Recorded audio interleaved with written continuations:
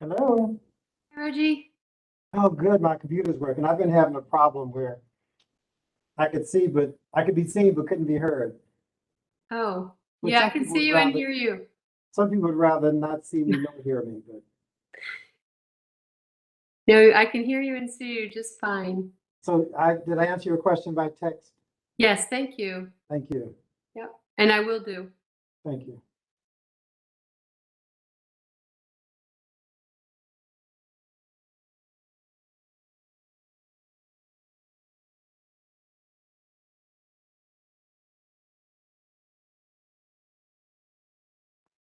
See how we're doing on commissions. 1, 2, 3.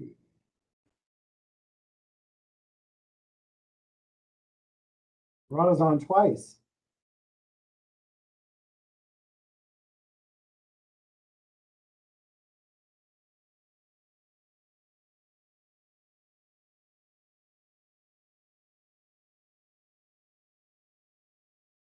Hello, Lauren. Hello, Rhonda.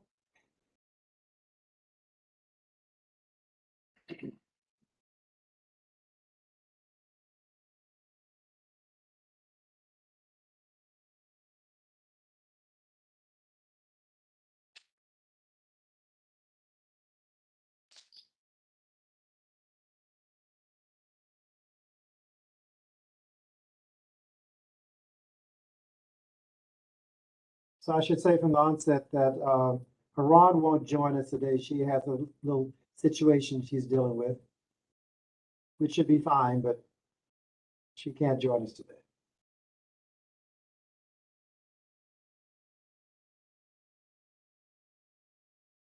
And Jeff, I don't know if you got a chance to see the email I sent you. Which one was that? I just got out of another meeting. I sent it not too long ago, the last half hour probably. Okay, the script one? It was in response to the script. Oh, yeah. It should be it's the 28th. Yes. Yeah. And I took care of the roll call, but my question about the secretarial election, the pertinent one. Hello, Gretchen. Hello, Derek. Hello, everybody. You can do the election by roll call. It's generally not advised because then it's not secret. I would suggest we could do it by chat We could do it that way. to you even. Yeah, it would have to be to a third party. Yeah. So they can do it to me. Yeah. Let's see how commissions. 1, 2, 3, 4, 5. Hi, Stacy. 6. We have 6 commissioners, including Derek.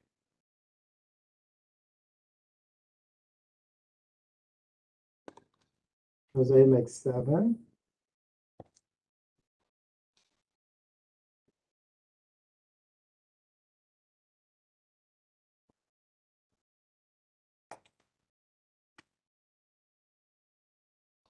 Do we need 8 or 9?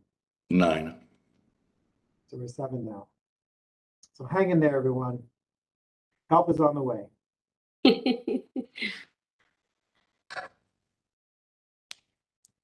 I'm from corporate. I'm here to help.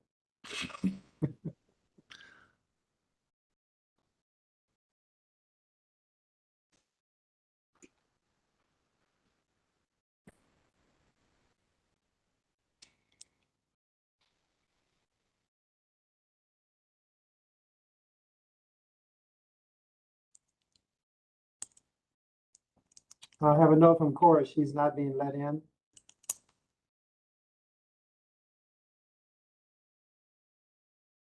Don't see anybody in the waiting room, Reggie.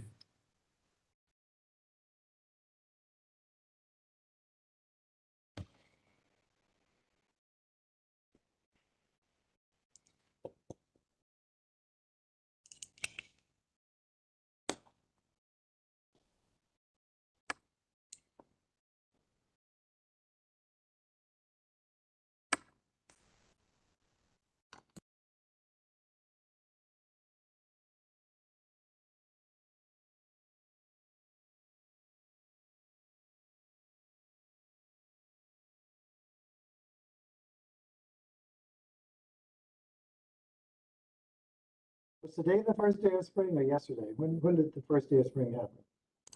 I think it's today. Yesterday, I thought. Oh, maybe it's yesterday. Happy first day of spring, yesterday or today? We'll take it wherever we can get it.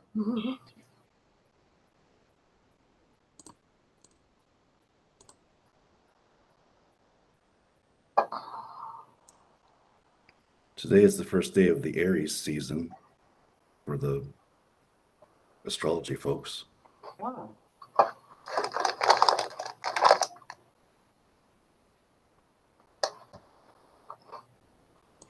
did get a note from Kimber, she's going to be late. And we still need 2 more stalwarts to join us. Torres says she's in the waiting room.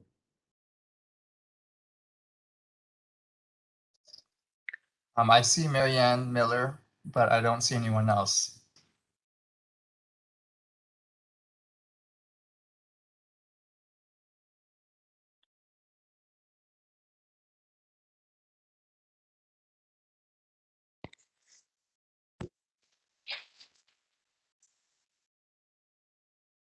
Hello, Marianne. Hi. Hi, you're number 8. We need 1 more. Okay. Thank you for being here. Jose Cool. just texted me. He's trying to get in. He's having connection issues. He may be having the same problem that Course had. Just let him in though, so he should be. See it? So I think we have 9. 1, 2, 3, 4, 5. I am here. Hello. 6, 7. Finally, I got in. Sorry. Got dropped several times. Thank you.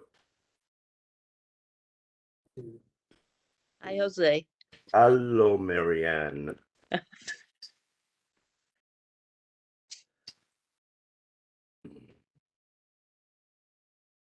On counting 8. Who am I missing?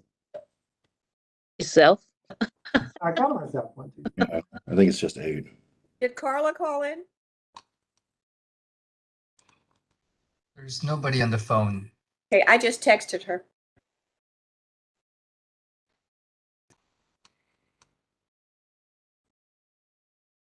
You're 8, 1 more. So you weren't 8, Marianne. You were 7. Sorry. Okay.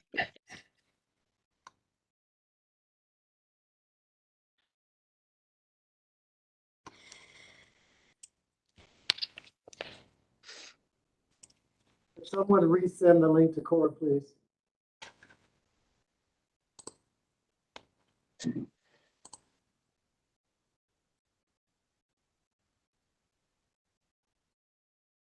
I can do that. Thank you. Who's that? David? Who's resending? Patrick. Oh, Patrick. Okay.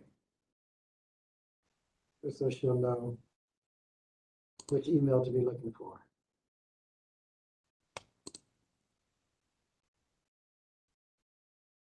Apologies, everyone, but we'll get there.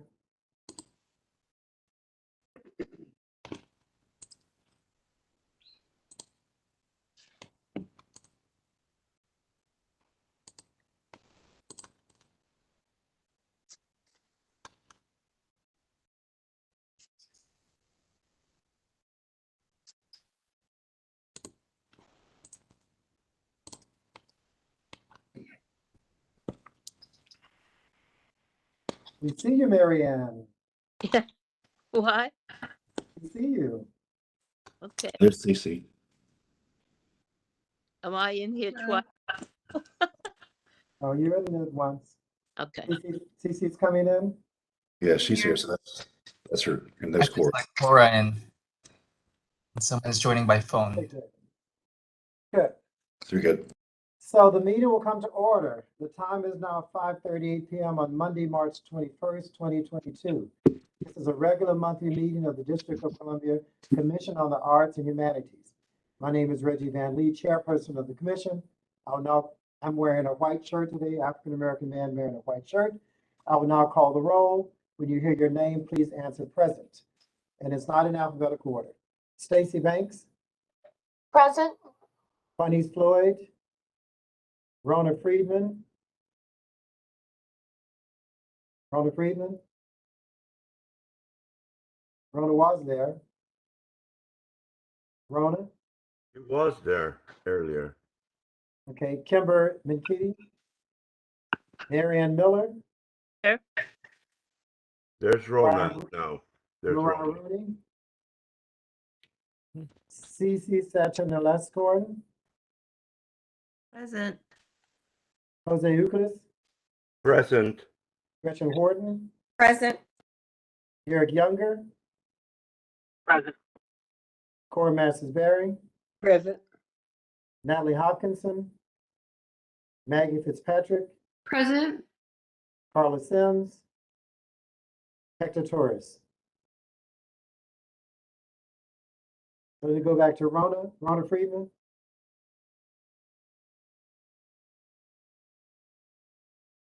Well, I make 9. Good, so we're good. Quorum is present. This is a meeting of a public body held in open session in accordance with the Open Meetings Act, DC Law 18-350, DC Official Code 2-571, 2-580. The meeting is being conducted remotely using the Cisco Webex virtual meeting platform and is being live streamed to the Commission's YouTube channel. An electronic recording of the meeting will be available for viewing online following the conclusion of the meeting. I will now read the land acknowledgement.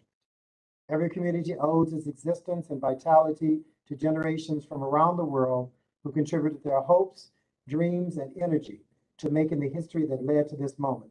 Some were brought here against their will. Some were drawn to leave their distant home in hope of a better life. And some have lived in this land for more generations than can be counted. Truth and acknowledgement are critical to building mutual respect and connection across all barriers of heritage and difference. We begin this effort to acknowledge what has been buried by honoring the truth. We stand on the ancestral lands of the Nacotchtank and the Piscataway people. We pay respects to the elders, past and present. Please take a moment to consider the many legacies of violence, displacement, migration, and settlement that bring us together here today. And please join us in uncovering such truths at any and all public events, and to use such truths to guide the legacy of the Arts Commission. Is there any objection to the meeting's agenda that was previously circulated? Hearing no objection, the agenda stands as adopted. Next is the approval of the February 28th regular meeting minutes and the March 7th special meeting minutes. If there are no corrections to the minutes, they will stand as approved. Are there any corrections to the minutes? Hearing no corrections, the minutes stand as approved. I would like to welcome everyone to either the first or the second day of spring, according to what date you look at on the calendar. It's the second, Reggie. The second day of spring. And I am hoping that I can promise you that our next meeting, our April meeting, will be in person. We're aspiring to have that meeting in person. So we'll cross our fingers that variants don't come forth and the world continues to move in a positive direction. With that, I will go to public comments. I think we have Stephen Bridwan of the Washington Chorus. Is Mr. Bridwan here? I am, if you can hear me. Yes, thank you. Please proceed. Thank you so much. So good evening, Chairman Van Lee and Commission members. I'm Stephen Baudouin. I'm the Executive Director of the Washington Chorus. We're in our 61st year as a nonprofit choral organization based here in the District of Columbia. And I first want to thank you for your support of the entire, and I do mean entire, creative ecology of the District of Columbia. And I additionally want to thank you for your support of the Washington Chorus through your generous general operating grant awards and the additional budget enhancement grants. And these grants have allowed us to produce one-of-a-kind digital music programming that expands our audience. It's allowed us to not only retain, but to move toward expanding our staff capacity so we can serve even more district residents. And it supports our return to live performance with as much confidence as possible, even as audiences slowly return. And there are two themes I would like to highlight while I have the chance to speak to the commission tonight. One of them is inclusive excellence, and one of them is the road ahead. So on inclusive excellence, I wanted to share with you tonight that there are 4 actions that we at the Chorus are currently taking to shift to a learning and effectiveness approach to inclusive excellence. And those actions are building trust, actively working against discrimination and subordination, embracing a wide range of styles and voices, and making cultural differences a resource for learning. And as we learn and grow together, I invite the Commission to consider learning with grantees, not only about results and outcomes, but also about execution, process, and action. So on the road ahead, all the available industry research shows, as I'm sure you all know, that it will be 3 to 5 years or longer until even our previously loyal pre-COVID audiences are ready to return to our live events and performances. And the downside there is obvious. Lots of folks will take their time in returning, even if they've been loyal before, but the upside is also obvious, that our biggest competitors are not other organizations in the district.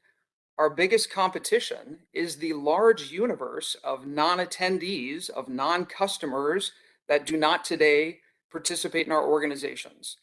So we look forward to working with the Commission and with other organizations to continue prodding ourselves and prodding other organizations to find ways to better engage and bring in this large universe of non-attendees. I wanted to end with this note that because of our annual budget size, this year is $2.3 million, we are by definition a member of the National Capital Arts cohort. But let there be no misunderstanding. Nobody speaks for the Washington Chorus except for the Washington Chorus, and the Washington Chorus stands in support of the Commission's continued evolution in its equity-minded grant making. We see this evolution in changes to the grant application and scoring rubric. We see it in the makeup of the Commission board and staff and in so many other ways. And when Fannie Lou Hamer sang that she woke up this morning with her mind stayed on freedom, she was singing an old song with new urgency and a new context responding to that moment. And that's what the Washington Chorus endeavors to do in our work, to sing old songs and new songs together that respond to the urgency of this moment. Thank you for your dedication to the DC cultural community, and look forward to all the Commission's work ahead. Well, thank you. We could not thank you more because as you can imagine, there's been much conversation about the new approach we're taking, the new paradigm that we're operating under, and it is refreshing to hear from you, your perspective. So thank you very much. Thank you. And keep us honest going forward. As long as you do the same with us. Exactly, exactly. Thank you very much. Next would be the director's report. And for those who were on the call at the beginning, I alerted you to the fact that Juan will not be joining us tonight. She's dealing with a particular issue. So since she can't be here this evening, without objection, we will forego the reading of the director's report, which was circulated prior to the meeting, if that's okay with everyone. Any objection to that? If not, I will move on to committee reports, starting with Finance Committee. And I don't know if Kimber has arrived yet. Kimber said she was going to be 15 minutes late, and that would be just about now. But Brian, are you prepared to speak for the Finance Committee? Yes, sir. Please. Good evening, everyone. My name is Brian Allende. I am the Resource Allocation Officer. I am wearing a gray shirt. I'm an Afro-Latino male. If we can go to the first report, Patrick, I greatly appreciate that.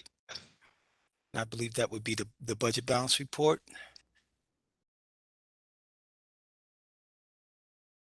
Thank you. I think you might want to make that a little bit larger for those that are looking at it. Okay. And so as you may recall, we've modified the finance report, or this particular report. If you can scroll up just a little bit, Patrick, so we can get everything on the screen. Thank you, sir. And so what we do with the report now, as opposed to it just showing non-personnel and personnel services, we've reconstructed the report to show the administrative portion of the budget as well as the balances in the grants portion of the budget. To date, we have $4.2 million still left in the grant budget, but of that two, I'm sorry, there's a little bit of noise in the background. Could someone mute, please? Thank you. Of the 4.2, 2.5 of that is set and was presented to this commission for consideration for the enhancement packages. So in other words, we still have a little bit of a ways to go. I think we have approximately 80 grants, and it'll be shown on the next page in terms of what's still outstanding. As it pertains to the administrative budget, we're still plugging away with getting the initiatives into the procurement system. One other thing is that Kimber and I, as well as members of the finance committee, have begun to engage the other committees to see what other needs or financial needs or initiatives that could be considered to be spent out of either the administrative portion of the budget or, well, more than likely out of the administrative portion of the budget. And so I'll stop there to see if there's any questions before I go on to the next report. Any questions? I mean, I certainly appreciate this added visibility and understanding of the numbers and how they flow. So it'll take us all a while to be as familiar and conversant on it as you are, Brian, but this is a good first step. Thank you. Thank you. The second report, if you can go to it, Patrick.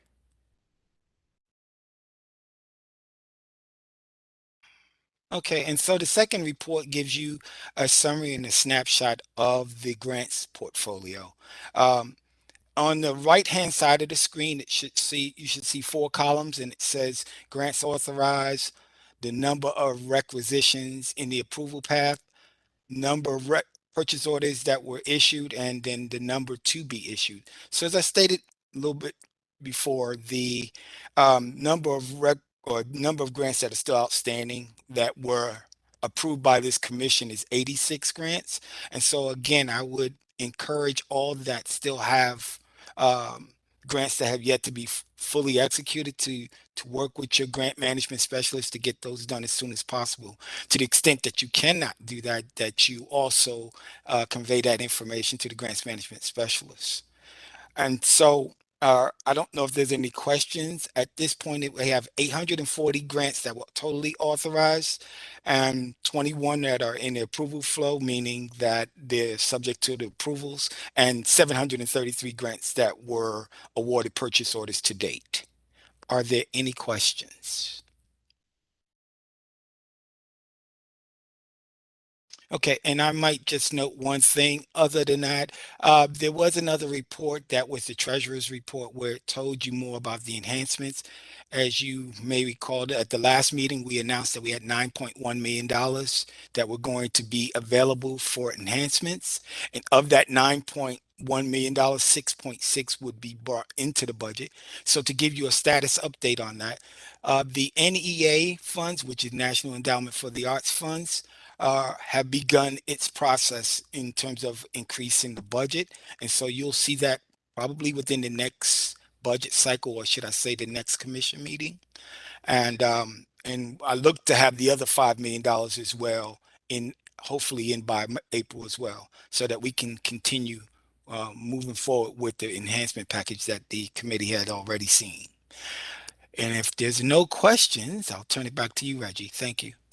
I'll just say, so it sounds like we are moving fine ahead with the money that we had hoped to distribute, and we're going to talk about that in the grants discussion. So far, everything seems okay from a financial standpoint. Yes, sir. Good, good. Any questions, anyone? Thank you, Brian. Otherwise, you. we'll go to the grants committee. Gretchen? Thank you. I'm Gretchen Wharton, a Black female with black glasses on, and everyone always laughs, but I say I have platinum hair. Thank you for joining us today. The grants committee report will be me speaking sporadically, but more importantly, we're going to have Torres, who's head of our grants team now, and David really going through the bulk of this report. The first section of it that says, oh, we don't have, there we go. February 28th commission meeting spending plan recap. This is just to remind everybody of what we talked about at the last meeting. From there, we'll go into Terrell. David, do you want to just review the first part? Yeah, sure. Thanks, Gretchen. Yeah, we thought it was important because we throw a lot of numbers at you just to have a quick recap. At the February meeting, we had budgeted $2 million for the capacity building, the pilot initiative, and we're on track to use that money, which means that we have $2.3 million for general enhancements. And later on, we'll talk a little bit about that. Kevin and Kerry are going to give you an update on the facilities and buildings relief grant that closed on March 4th after the last meeting. Terrell has some updates on the building initiative, and then just some quick updates on the new organizational grant and then the relief grant for individuals. And as Brian said, all in all, it's about $9.1 million. And then the small text box at the bottom of the screen will show you how we got to the $9.1 million. So if you can move down, Patrick, that would be super. And then Terrell is going to pick it up.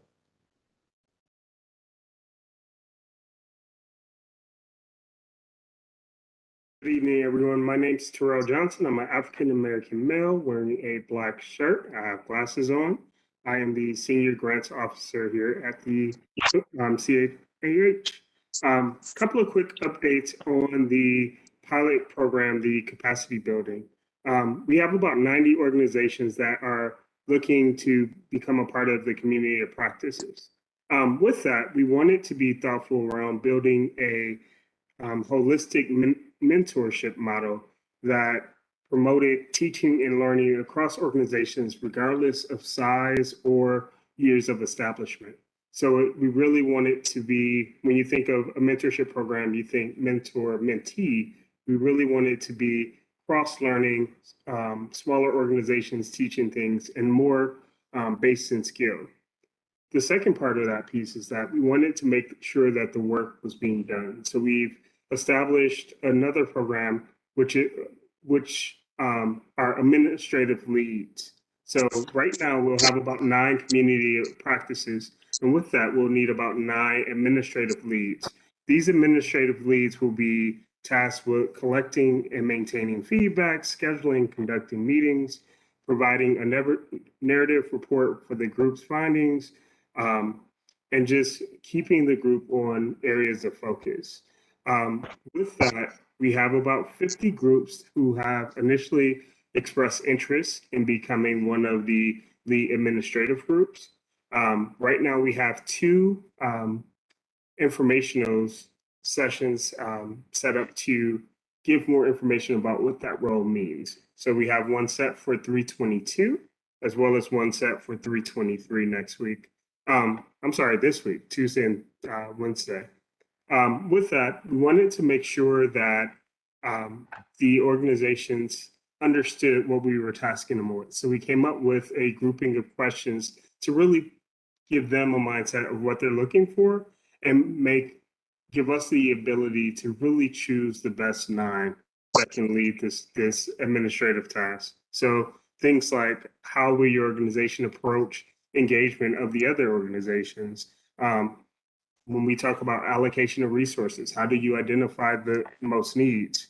How does your organization deal with competing priorities? And most importantly, do you have the capacity? I think it's really important that if we're, because this is a pilot program, it's really important that we get data back on how the program worked. Was it successful? What didn't work? So it's really important that we collect that so we can be more informed when it comes to future funding. And that's a little bit about that. Any questions about that piece? Thank you, Terrell. That was a really good explanation. Questions? Yeah, I guess that's good. I'll just add a point that I hope people are observing that the newness of what we're doing here and how this is in line with our aspirations around capacity building and funding for new grantees and all of that. So I'm hoping the silence means you're so on board and so happy to see it, there's nothing to say, as opposed to you're missing the point. Please do not miss the point that what we're doing here is very different and very much in line with our aspirations. So I just want to make that point, Gretchen. Yeah, to piggyback on Reggie's statement, the operative word is new capacity building. We've never done that before. Okay. David. Or Patrick, perfect. So this is the second part. These are general enhancements, general operating support enhancements. And now we know that we're going to spend approximately $2 million on the capacity building piece of it. We now, though, we're working with approximately $2.3 million for enhancements. In previous years, when we've issued enhancements, it was always a flat percentage. And then last year, we decided to look at a more tiered approach. So smaller organizations who generally received smaller grants received a larger percentage enhancement of their original grant. And we've done something similar this year. So in the text box you can see on the screen, we've divided organizations into budget sizes. The second column shows the percentage enhancement of their original award. The third column shows the number of organizations that have budgets in that particular budget size. The fourth column is the total number of award dollars that would be allocated to those organizations in the budget size. And then the final is the average enhancement that each of those organizations would receive. Thank you, David.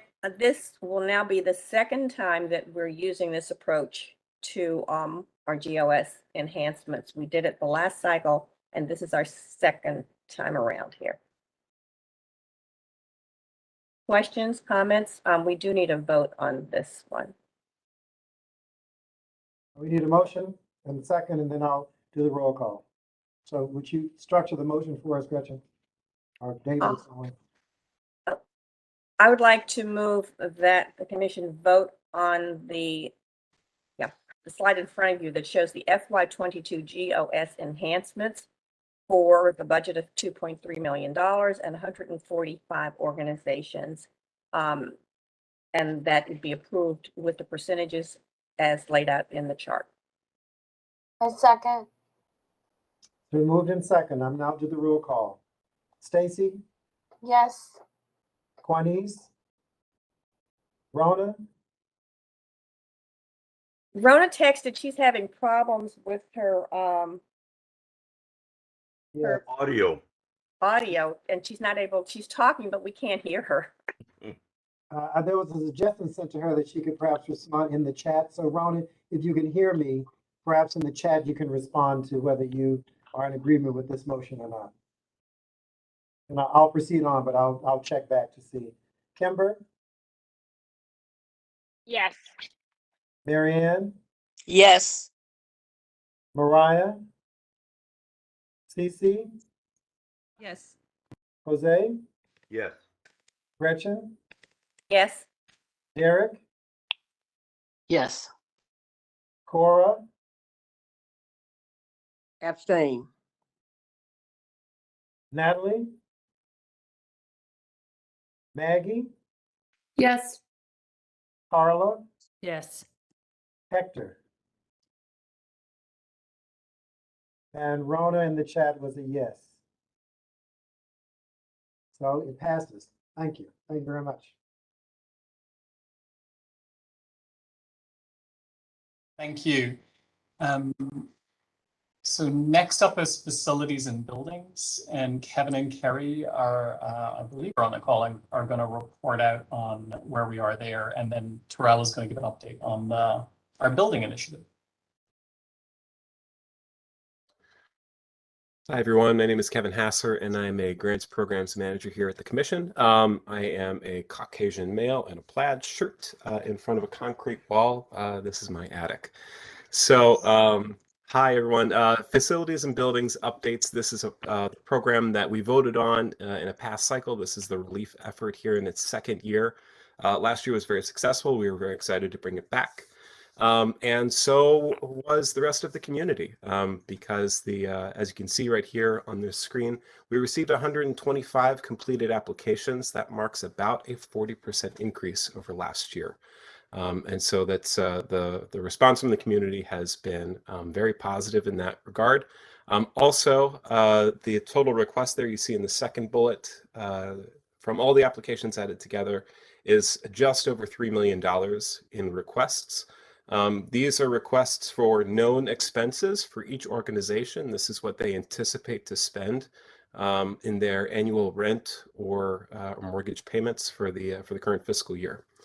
So these are known expenses, and currently we have $1 million allocated to that budget. So Carrie and I are in the midst of vetting all of these applicants to confirm the organizational as well as the expense eligibility. But right now we're anticipating that the vast majority of them will be eligible with eligible expenses. And so we are submitting a request to enhance this budget through reallocation. And I think that to complete this thought, we may want to, I want to turn it to Terrell. Hello, everyone. So recently, when kind of reviewing the plans, just to refresh your minds on the building initiative was to build a common space for organizations of color that they can have access, that they didn't traditionally have access to have their own cultural spaces. With that being said, right now we have about 6 months until the October date. I met with David a couple of times, and in my thinking, the 6 months, I don't think would be enough time for us to really do that right.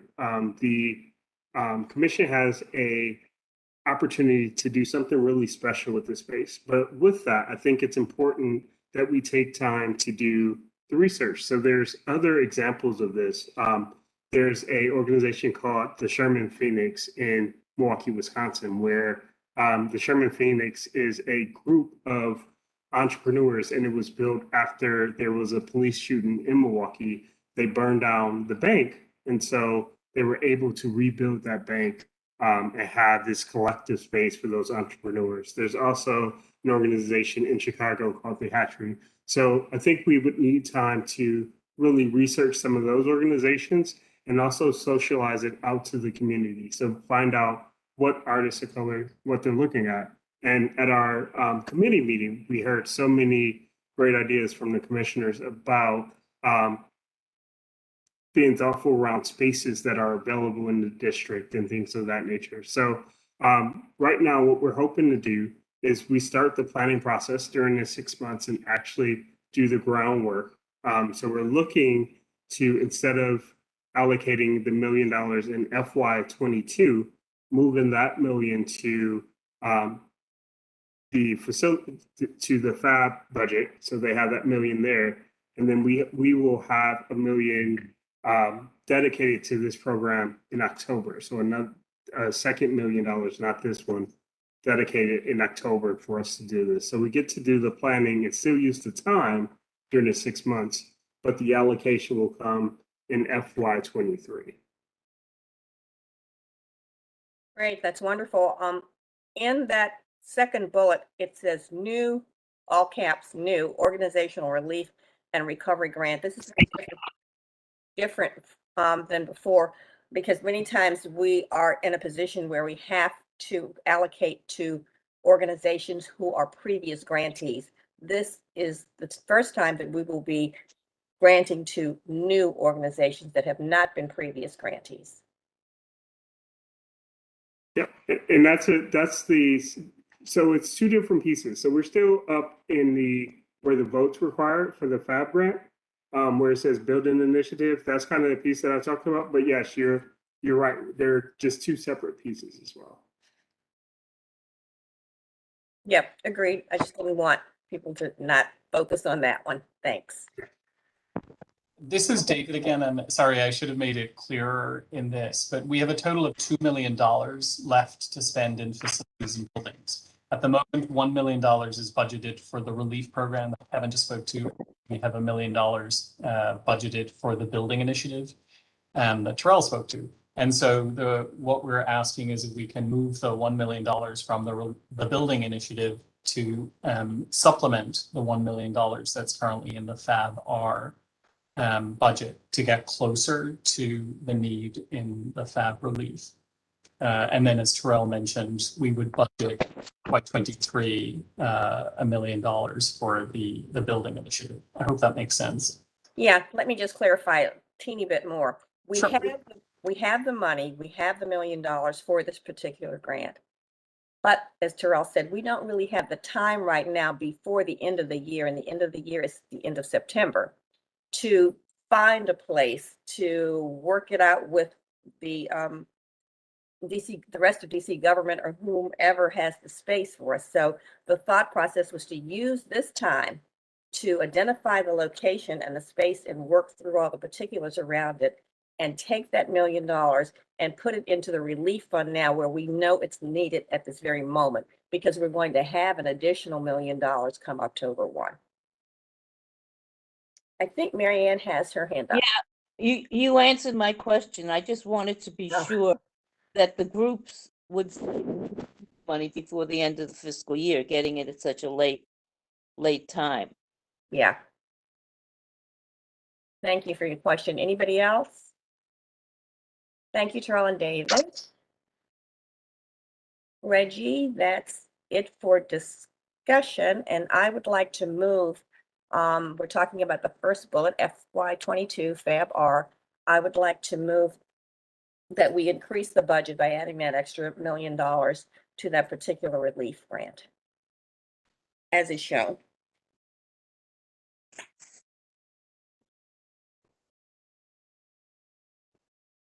I'm You sorry, ready for a this? second. A second. Can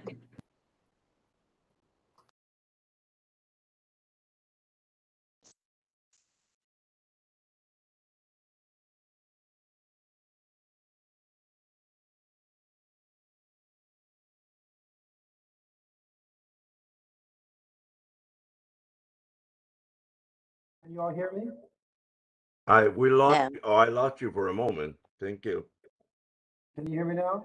Yes. Yes. Good. Apologies, I had to call in from my phone because my computer's messed up. Anyway, so it was moved in second.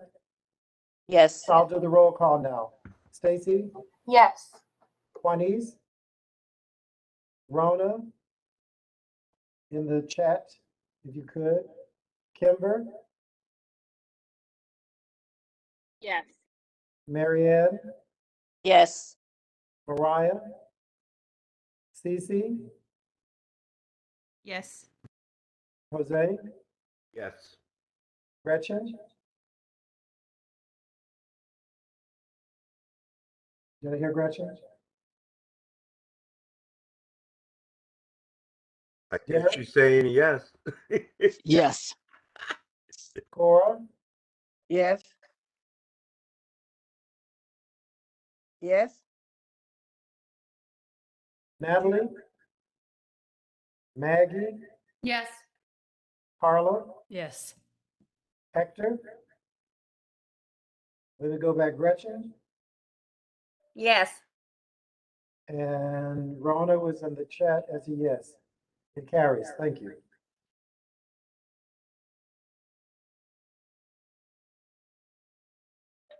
Thank you, Reggie. And thank you, everyone. Terrell, would you like to continue, or is it on David? This should be very short, but Terrell can pick both of them up.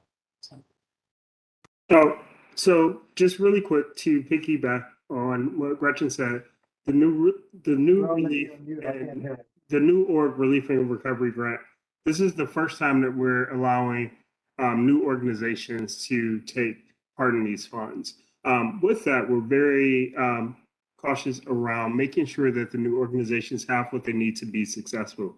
So we're establishing 4 workshops that they can come to, and we're also implementing the mentorship piece around, because it's one of those things that you don't know what you don't know. So we want to make sure that they have all the tools and they understand what they need to get involved. We're also increasing pathways to access.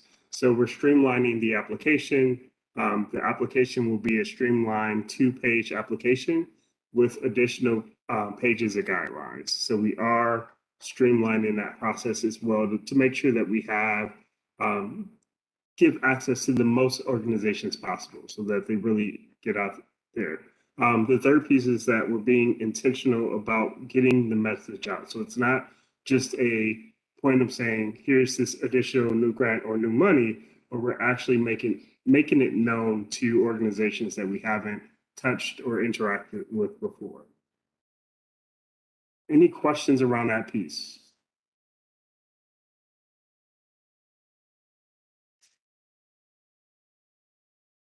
Sure. Yep, go ahead. David, did you?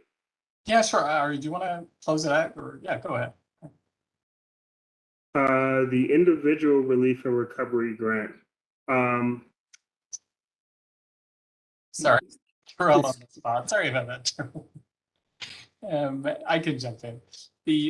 So the reason we're doing this last is because by May, we should have a better sense of how our dedicated tax dollars are trending. And so the remaining money will be split between the number of eligible applicants. So for example, last year we ended up funding 283 grantees, individual grantees, and each of them received $5,500. So, and we'll plan to do something similar this year. So.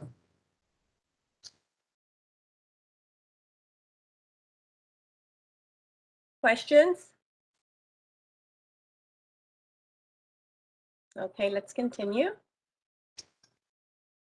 So we have a quick update on FY23.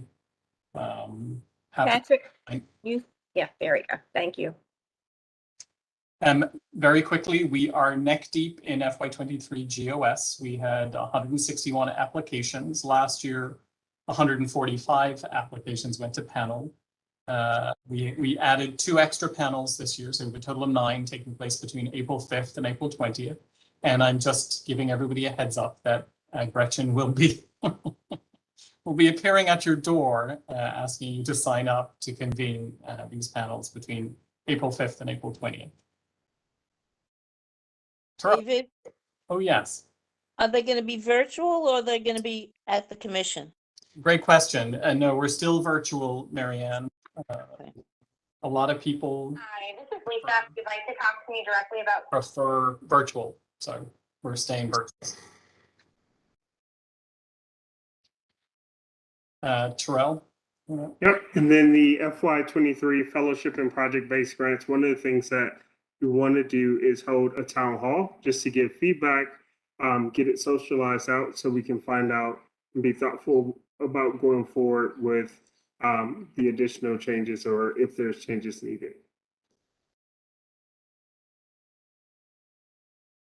And then below, Patrick, if you keep going down, it's really just an overview. We have spent a lot of time looking at the project-based grants and the fellowship grant. We made significant changes to many of them last year, particularly around the review criteria and how criterion were weighted. And so we're continuing to do that. The 2 sections that are in red are 2 sections. One is the fellowship program and one is the East of the River program. And we're anticipating, somewhat significant changes to both of those programs moving forward. We've given sort of a little bit of an overview for each of them. So you have a sense of the direction in which we're moving. But before presenting the commission with sort of a fully fleshed out plan for both programs, we really wanted to socialize it with the community to make sure that they're on board with the changes that we're anticipating. So the plan is in the month of April is to survey members of the community, perhaps have some focus groups, and then to circle back to the commission at the April commission meeting with a fully fleshed out plan for changes to both of these programs in particular. Carrie, I know you've been working a lot on the fellowship program. I don't know if there's anything specifically that you would like to add. And Khalid, I don't know if there's anything that you would like to add about some of the, changes we're thinking about for the East of the River grant program. Which will probably be called now East Arts.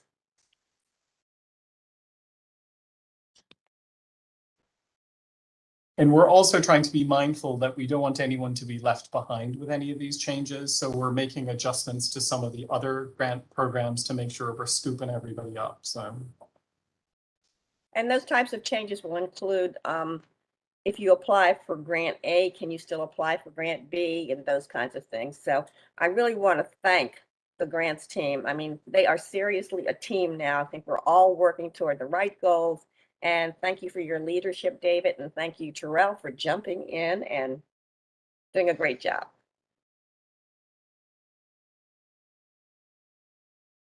Questions, comments? Just a ditto on the thanks to the grants team for this amazing work, and turning on a dime in this way is impressive. Yeah. Thank you. To the whole team. I want to add my thanks also. This is really the mother's milk of equity and grant giving. And I'm very proud of the progress we're making. Thank you. Thank you. Mm-hmm.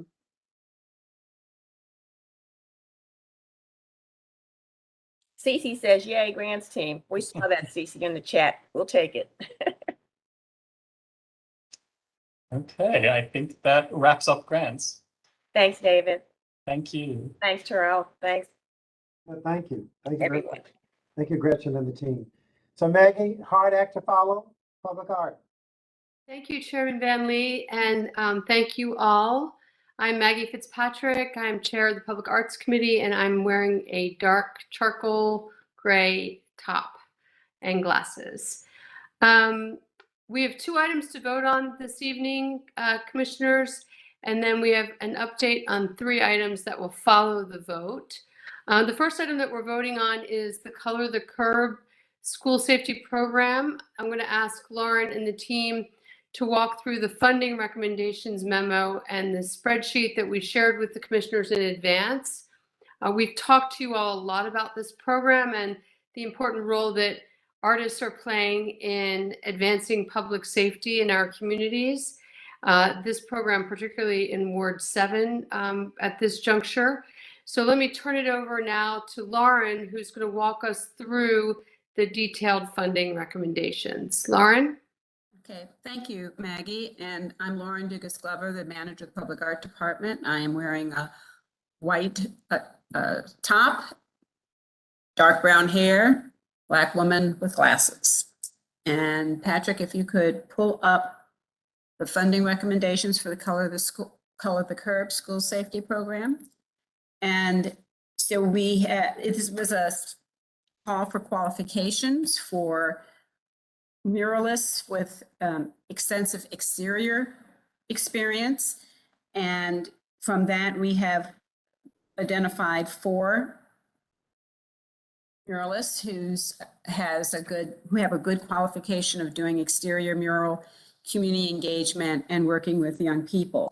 This project will involve working with 4 schools in Ward 7. We were initially thinking that we would do 3, but we had 4 very strong candidates. So we are working with 4 schools that have been identified through the Department of DCPS, and as well as our partner with DDOT has identified 4 intersections near elementary schools where we can engage and activate these curb extensions.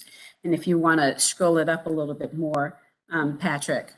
In essence, the 4 schools include Plummer Elementary, Houston Elementary, C.W. Harris, and Drew Elementary. The project supports the slower and safer roadways on blocks adjacent to select school entrances, engages students in the creative and design processes to make an impact on and foster a sense of stewardship in the community, and creates a public canvas that features the artwork of local artists who are going to be inspired by the youth of each school. So if we want to go to the next page, and actually want to go through the spreadsheet, and you can see we had 13 applications. We reviewed 11 of them. You keep scrolling up, Patrick. There were 13 applications. There were 11 that were viewed. 2 were deemed ineligible because they did not submit the required documentation. And as you can see, the scores were very tight between 1 through 4. And the recommendation is to fund those 4. Derek Younger was the convener of that panel. Derek, I don't know if there's something you want to add to the discussion. No, I think you're doing great, Lauren. Okay, thank you. So there are 4 grant awards at $30,000 each for a total recommended request of $120,000. The grantees will begin working immediately with the schools and with the youth to come up with designs, and the goal is to have the full program implemented on the ground and dedicated before school ends in the end of June. If there are any questions, I'm happy to entertain them. If there are no questions, Chairman Van Lee, we could just move to a vote. This is Cece. I just have a quick question. Number 5, the first grantee that didn't get funding. I just was curious what ward they were in because it's not showing. I'm just it's more for curiosity. That was I'm sorry, that was an oversight. I believe that person was in Ward 5. I'm sorry, I didn't realize that didn't show up there. And remind me, this one happened in Ward 5 or 7, wasn't it? It was not a 7, no. I said this will happen, what? Yes, it happens in Ward 7, Reggie. It happens in Ward 7, I'm sorry. No problem. All 4 of these intersections, there are actually 8 intersections because each school, there are 4 schools, and there are 2 intersections on either side of the schools. So all 8 of these will occur in Ward 7. And they're all in areas that DDOT has designated, has done the road safety, traffic control analysis of it, and have indicated that these are high need areas for these temporary, they call them temporary extensions, curb extensions.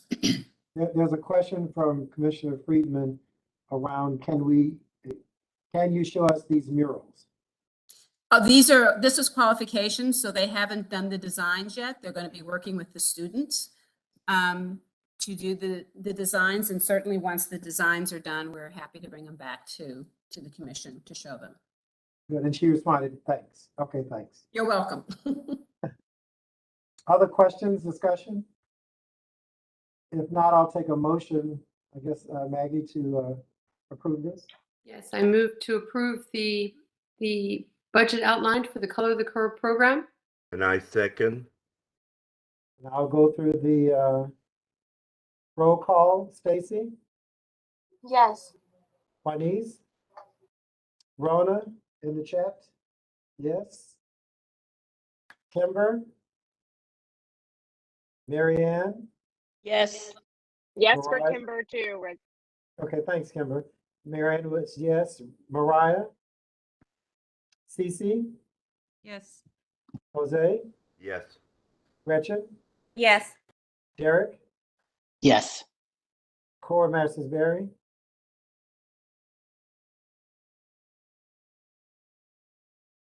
Natalie? Maggie? Yes. Carla? Yes. Hector? Oh, that Cora, you with us? But it Yes. passed. Oh, good. So it passes. Good. Next, Maggie? Yeah, the second vote, Reggie, relates to, excuse me, Commissioner Van Lee. The second vote relates to the Marion Barry Jr. Legacy Mural. Many of you know that the mayor dedicated the Marion Barry Jr. building, and this mural will be in the entranceway of that building. It is a mural that is a testament to the Mayor for Life's life, but also to the historical context in which he led. We have existing 155,000 provided through an interdistrict transfer from DGS. And so what we're asking of the commission tonight is to vote on 95,000 in additional funding, which would take our total for the entire artist RFP to $250,000. So again, the request for this evening is an additional $95,000 so that we complete the funding that would complement the DGS funding. Any questions about this particular project?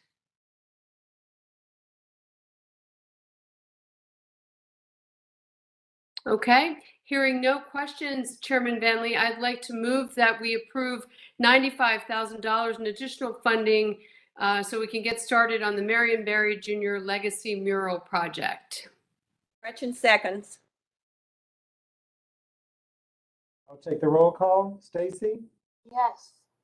Quanice, Rona, yes in the chat. Marianne,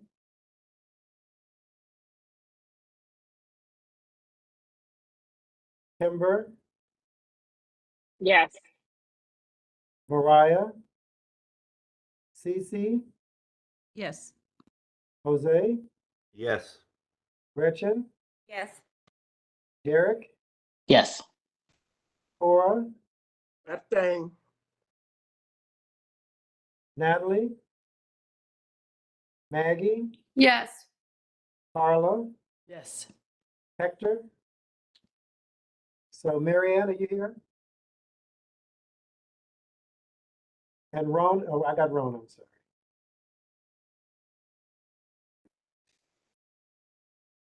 It passes. Excellent. Thank you all very much. The Thank you. 3 additional items, Chairman Van Lee, I'll go through quickly. The work on the art bank inventory and assessment continues to progress very well. We're very pleased with the progress that the team is making against that inventory and assessment. The other item I wanted to mention was the exhibit in the gallery, Resilience and Uncertainty by Julio Valdez. I just want to remind everyone it closes April 14th with a closing reception featuring musician Eric Mayring. That's at 6 p.m. on April 14th. I'd encourage all of you to join us. It should be a really remarkable evening. And if you can't join us on that evening, please have a chance, if you can, to see the exhibit. And then the last item, I just wanted to do a quick show and tell of the Public Art Building Community's artwork installation at the National Museum of Women in the Arts. Why don't I just turn it to Lauren, who's very close to this project, just to give us a few comments on the installation at the National Museum of Women in the Arts. Lauren? Okay, thank you. So this is our first completed installation for fiscal year 22 of the 7 awards that were made for PABC. This is a temporary exhibition. As many of you may know, the museum is going under extensive renovation. It's over a 2-year period. And while they're working on this western-facing piece of the building, there's this beautiful piece of canvas art done by Miss Shaylove, and I'm sure you guys have seen her art all around DC. Maybe didn't know it was hers, but this is her canvas. The name of this piece is from Forest Floor Flow. And the whole concept around this is to demonstrate that women artists are bold, they're available, they're doing large scale work, and they are a prominent force in the DC art scene. The picture on the right is Ms. Shaylove in the background. In the foreground. Her name is Sita Sadelli. And it's 70 by 45, so 70 by 40 foot mural. There will be interactive programs with the artists and various workshops. Once this comes down, it comes down in September of this year. And then when it comes down, they're going to take the canvas and repurpose it by making bags that can be sold out of the museum. So again, this is our first of 7 projects that are going up, and as they go up, we will be happy to show what it looks like in its reality over the design. This part of it's just very exciting. If there are any questions about that?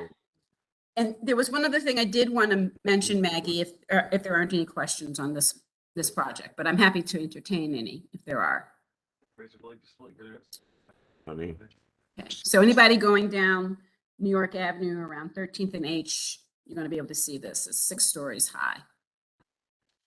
So the other thing I just wanted to mention to everybody very quickly was during the last board meeting, the commission meeting, or the end of February, we managed to finally rehome the Pierre Lafont statue. It had been in the 441 building at the same time that the Frederick Douglass statue had been placed there. It was supposed to, both of them were supposed to go into Statuary Hall, but the powers that be in Congress decided that DC was not a state, so only one statue went. But after several years of negotiations and working with the speaker, we finally were able to deinstall it, which was a 5-hour deinstall from the 441 building on one night, and then a 4-hour reinstall at the Capitol. It wasn't. In the speaker's hall, the speaker's wing. And it is absolutely stunning in its new place, and just an incredible opportunity that the District of Columbia was able to gift this statue to Congress. And reason I'm talking about this is how complicated this is. This was 1,200 pounds of artwork that had to be delicately removed, bronze and marble slate, marble plinth. And, this is a large part of what we do, is maintaining the artwork and also moving in and placing it. And so I just wanted to share that with everyone. Thank you, Lauren, for sharing that. Well done. Thank you, Lauren. You're welcome. Just great work all around. I want to thank the public arts team that continues to forge forward and really doing it with a lens on all of our important equity priorities. So thank you for all the attention given to that as well. Chairman Van Lee, that's it for us. Thank you. Well, thank you. Fantastic. All great work everybody's doing. So thank you to all the teams. By my recollection, we do not have any new business from a previous meeting. However, we do not have any unfinished business from a previous meeting, but we do have new business around the secretarial election. In accordance with the new bylaws adopted March 7th, 2022, hurrah, we will be electing a secretary. The bylaws state the secretary shall be elected from current standing committee chairs by a majority vote at the first regular meeting of the board of the fiscal year. Since today is the first regular meeting of the board in the current fiscal year, since the adoption of the bylaws, we will hold the election now, with subsequent elections being held at the October regular meeting. The roles and responsibilities of the secretary and the committee chairs candidates were circulated prior to the meeting, but let me remind you of the 6 members of the 6 committee chairs who also happen to be members of the executive committee, from whom you can elect a secretary. They are Gretchen Warden, who chairs the Grants Committee, Maggie Fitzpatrick, who chairs the Public Arts Committee, Hector Torres, who chairs the Arts Education Committee, Quanice Floyd, who chairs the IDEA Committee, Rona Friedman, who chairs the Governance Committee, and Kimberly Kitty, who chairs the Finance Committee. So those are the candidates. Now, because we're Zooming and because we would like for people to be able to have a confidential ballot, what I'm going to first suggest is any nominees that anyone has for the secretary role from these 6 names, offer up your nominees. Let's make sure the nominee is willing to accept the nomination. And then we're going to ask you, once we have the slate, to vote in the chat addressed to the commission, the DC Commission on the Arts, which is Jeff. So even I will not know who voted from whom. Jeff will be the keeper of the faith and keeper of the secrets. And Yeah, so select my name from the drop down. Oh, your name is in there? It should, yeah. Okay, I'm sorry. So Jeff Scott, select his name to vote in the chat. But first, does that process work for everyone? If so, I will certainly accept now any nominations anyone wants to offer for the secretary from that list of 6 candidates. Excuse me, Gretchen, I don't see how I can select Jeff. Chairman Van Lee, I'd like to bring forth the recommendation. Wait, I'm sorry, Gretchen had a question. You don't see how you I was saying, I can't see where we can select Jeff. I see everyone, host and presenter, Brian and Carla. Can you scroll down? I'm trying. My scrolling's not working. Oh, there you are. All right, sorry. Okay, so I'm sorry. So first let's start with the nominations though. And Maggie, I'm sorry. Yes, I don't believe that Hector is with us tonight. Unfortunately, is Hector here? Hector is not. Yeah, well, I'm going to proceed with my nomination of Hector Torres for secretary. I think that Hector would be an outstanding person to play this role for us. And so I'd like to set forth the nomination. Great, thank you. It's nothing like nominating someone when they can't say no. I regret he's not here. His absence means consent. Thank you. Any other nominations? Cece, I'd like to actually second Maggie's nomination. Good. Well, he's really being voted in his absence. Thank you, Cece. And this is Gretchen. I'd like to third it. Uh-oh. Well, since we added, I'll fourth it. And I will fifth it. The moral of Here the you go, story, you have 5. the moral of the story, Latino don't for miss a Latino. meeting. You'll be, elected to something. Reggie, never leave the room, as they say. Exactly. So we have five people that confirmed the nomination. But I would still like to keep the ballot confidential. Any other nominees though? Rona's nominated Maggie. Oh, thank you, Rona. Yes, I'm having problem. My chat is okay. Well, Maggie, don't you have to decline? You're already nominated somebody. Yeah, I'm happy for it to be Hector, but I appreciate the show of support. But I would like to advance Hector if we could. I think since you've been nominated, we should vote. Oh, okay. You don't have to vote for yourself, but you can vote for yourself. So we have Hector and Maggie as nominees. Anyone else? If not, I won't prolong it. So now if we all go to Jeff on the chat and provide the person you vote for, whether it's Hector or Maggie, and we will let Jeff, I don't vote on this though, do I? You can since it's a ballot. I can? Yeah. Okay. Hey, Jeff, I'm not able to see, I'm sorry, I'm not able to get the scroll down. Can I just text you my vote for Hector? Yeah, me too. Sure. Or you can email it to me, either way. Okay, I'll do that now. Thank you. My scroll wasn't working either. I had to play with it. I don't know why we just don't go on and vote. We are. Oh, Jesus. Who am I emailing this to? Jeff Scott. Yeah, Patrick? Jeffrey Scott. Jeff Scroll Scott. down on the thing. It's in the participants, right? Yes. Yeah. Yes. Exactly. Oh, it is. Yeah, you just. That's scroll. where it's at. I know, but my scroll wasn't working well.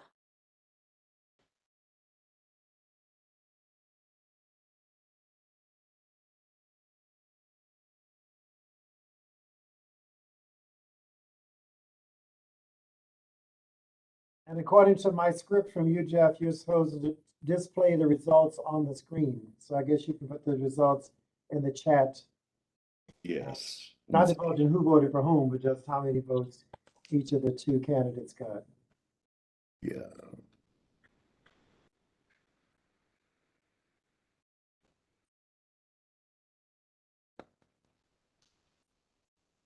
Jeff, did this work? Uh-huh. Okay. And you got mine, right, Jeff? Yes. Yes. Mm-hmm. And you got mine right, Jeff. Yes. Yeah. Thank you. Okay.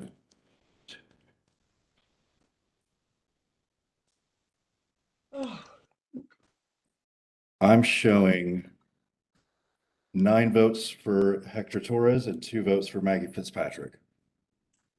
Excellent.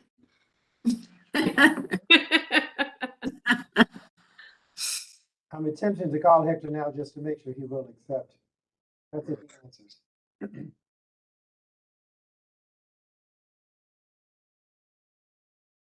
Hector is Reggie.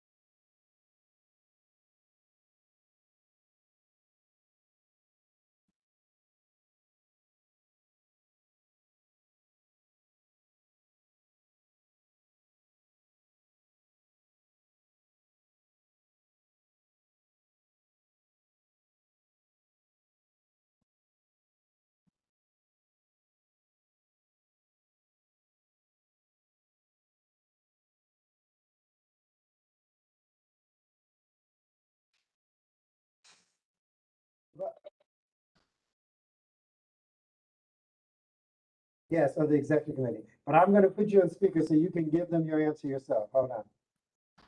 Can you all hear it? Speak up, Hector. I am honored that I've been asked to take this position. I'll be very happy to do it. Thank you very much. And Reggie's right. That's what happens when you don't come to a meeting. No, thank you. Brought that up, Hector. Good luck with your drive. Take care. Bravo. I'm on Route 66, so I have to make this conversation very, very short. Okay, keep driving. Thank you. Take care. Thank you. All right, bye-bye. So Commissioner Hector Torres has a majority and is our new secretary for fiscal year. Is there any further new business? If not, I thank you. The next meeting of the commission will be held Monday, April 25th, 2022 at 5:30 p.m., hopefully in person. We will see. This meeting is adjourned. Thanks, everyone. Thank you. Thank you. Thank you.